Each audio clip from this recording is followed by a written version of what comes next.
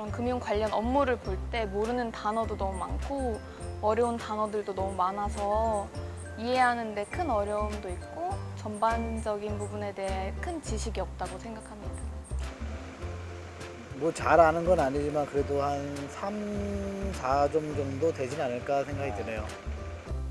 거의 제로죠. 사실 별로 관심이 없어서요.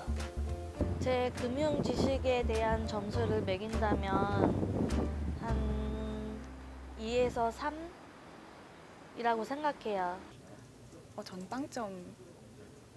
전혀 관심이 없어서 사실. 네.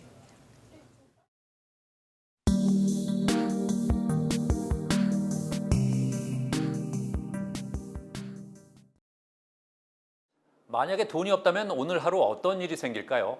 먼저 아침에 일어나 집에서 나올 때 버스나 지하철을 탈 수가 없겠죠. 그렇기 때문에 평상시보다 최소 30분에서 한두 시간쯤 일찍 나와서 목적지까지 걸어가야 할 겁니다. 점심때는 어떨까요? 그동안 점심을 앞두고 오늘은 뭘 먹을까? 시원한 냉면 한 그릇 먹을까? 아니면 뜨끈한 곰탕을 먹을까?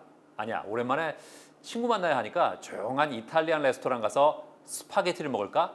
이렇게 행복한 고민을 했겠지만 수중에 돈이 한 푼도 없다면 그 어떤 메뉴도 선택할 수 없습니다. 또 가족이나 친구들이 야외로 놀러 나가거나 영화나 음악회 등 문화 생활을 하자고 한다면 어떨까요?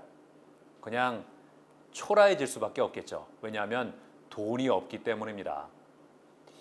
이처럼 돈이 없으면 우리는 생활에서 어떤 의사결정도 자유롭게 내릴 수 없게 됩니다. 돈이 없으면 난처한 일들이 참 많을 수 있겠군요. 자, 그럼 지금부터 우리가 왜 저축을 해야 하는지 알아볼까요? 거시경제학의 아버지로 불리는 영국의 경제학자 케인즈는 저축을 해야 하는 이유를 5가지로 명쾌하게 나누어 설명하고 있습니다.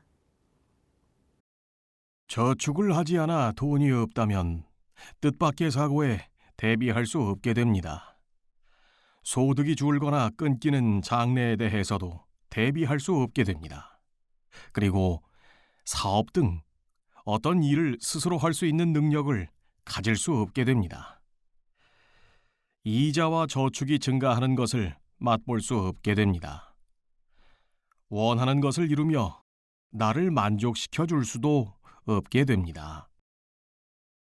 케인즈가 말한 이 5가지 이유는 똑똑한 금융 생활을 위한 평범하지만 단순한 진리가 아닐 수 없습니다.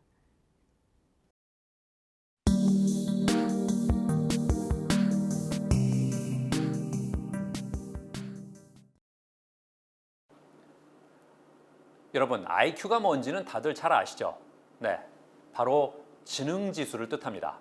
그럼 EQ는 뭘까요? 감성지수를 말합니다. 자, 그럼 다음 질문입니다. FQ는 무엇을 뜻하는 것일까요? 눈치채셨나요? 그렇습니다. FQ는 금융, 즉 파이낸셜과 IQ, 즉 지능지수를 합친 말로 금융지능지수를 뜻합니다. 자, 그럼 지금부터 FQ, 금융지능지수에 대해서 좀 더 자세히 알아볼까요? 네, FQ는 자신이 소유한 금융 지식을 자각하고 충동적인 결론을 제어하면서 합리적인 선택을 할 수 있는 능력을 의미합니다. 미국 연방준비제도 이사회 의장을 지낸 앨런 그리스퍼는 글을 모르는 문맹은 생활을 불편하게 하지만 금융을 모르는 금융 문맹은 생존을 불가능하게 만들기 때문에 오히려 문맹보다 더 무섭다고 말했는데요. 이처럼 현대사회에서는 금융지수, 즉 FQ가 중요한 능력으로 평가받고 있습니다. 그럼 여기서 잠깐 여러분의 금융 지식은 어느 정도인지 한번 확인해 볼까요? 다음 문제를 풀어보세요. 다음 질문들은 복리, 실질 수익률, 리스크 분산, 주택담보대출이자, 채권 가격 등 실생활과 관련된 핵심적인 금융 개념에 대해서 묻고 있습니다. 실제 미국을 비롯한 세계 여러 나라에서 성인의 금융 이해도를 측정하는 데 쓰이는 질문이라고 합니다. 복리이자, 원리금, 대출이자 등 실생활과 관련된 금융 지식이 부족하다는 건 오늘 결정한 투자가 앞으로 어떤 영향을 미칠지 비교 분석하는 데 어려움이 있다는 뜻입니다. 이는 바로 장기적인 자산 운용에서 치명적인 손실로 이어질 수 있다는 의미입니다. 따라서 내 금융 지식이 얼마나 되는지 살펴보고 이를 보완하는 것도 중요합니다. 금융 지식은 곧 수익률로 연결되고 이 수익률은 노후 자금과 같이 장기 자산을 운용하는 데 엄청난 힘을 발휘하기 때문입니다. 금융 지식의 수준은 실제 돈을 관리하는 경험이 쌓일수록 높아진다고 합니다. 때문에 재무 설계와 돈 관리는 가능한 한 일찍 시작하는 것이 좋습니다. 다양한 금융 상품과 시장 상황에 대한 경험은 여러분만의 금융 지식이 되어 노후 자산 관리에 큰 힘이 되어줄 겁니다. 저금리가 장기화되고 금융 환경이 빠르게 변화하고 있습니다. 충분한 경제 지식이나 금융 지식이 없으면 경제 생활에서 합리적인 의사결정을 내리기 점점 어려워지고 있습니다. 또한 잘못된 소비 습관이나 금융 상품의 선택으로 인해 손해를 보는 경우도 있습니다. 금융 생활의 어려움은 현재 쓰고 있는 돈, 앞으로 필요한 돈을 정확하게 계산하지 못하는 것에서 발생합니다. 현명하게 소비하고 필요한 자금을 미리 예상해 미리 모아두지 않으면 막상 필요한 시기에 어려움을 겪을 수도 있습니다. 우리 몸이 경제라면 금융은 심장입니다. 그렇다면 몸이 경제이고 심장이 금융에 비유된다면 돈은 우리 몸의 어디에 해당될까요? 네, 바로 돈은 피입니다. 심장은 정맥에서 피를 받아 동맥을 통해서 온몸으로 피를 순환시킵니다. 주기적인 심장의 수축과 이완으로 피를 공급하는 펌프 역할도 하는데요. 이처럼 우리 몸의 심장과 같은 금융도 개인이나 기업에서 돈을 받아 돈을 필요로 하는 개인이나 회사에게 보내주는 역할을 합니다. 마치 심장이 정맥을 통해서 피를 받아 동맥을 통해 온몸에 펌프질하는 것과 같죠. 우리 몸의 피가 원활하게 순환되지 않으면 몸에 이상이 생겨서 아픈 것처럼 마찬가지로 돈이 잘 돌지 않는다면 우리 집 경제뿐만 아니라 나라 전체 경제도 어려워집니다. 그래서 몸을 경제에 비유한다면 금융은 돈을 흐르게 하는 돈줄, 즉 심장에 비유할 수 있겠죠. 따라서 현대인에게는 적절한 금융 IQ인 FQ가 필요한 겁니다. 금융 지식을 쌓으면 쌓을수록 똑똑한 경제 습관을 들일 수 있게 되고 돈으로 인한 큰 어려움 없이 인생을 살 수 있다는 점을 꼭 기억해 주십시오.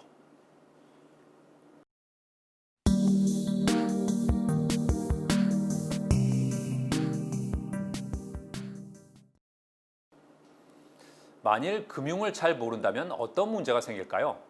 아마도 다음과 같은 문제가 발생하겠죠. 합리적인 소비가 어려워질 것이며 저축을 꾸준히 하지 못할 것입니다. 또한 나쁜 금융 행위에 대한 유혹에 쉽게 빠져들 수도 있겠죠. 그렇다면 똑똑한 생활금융을 위해 무엇을 배워야 할까요? 바로 건강한 금융생활을 위한 금융의 5기, 돈 쓰기, 돈 벌기, 돈 불리기, 돈 빌리기, 돈 지키기입니다.